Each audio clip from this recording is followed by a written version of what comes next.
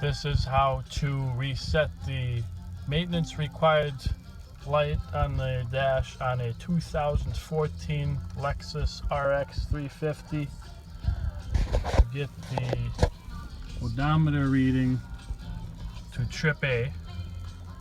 Toggle through there, get trip A, shut the ignition off, turn the ignition on without pressing the brake, do not start the engine, and at the same time hold the odometer reset.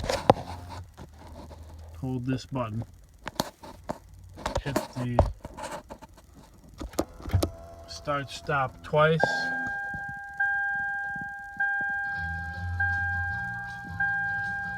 and that resets it. There you go.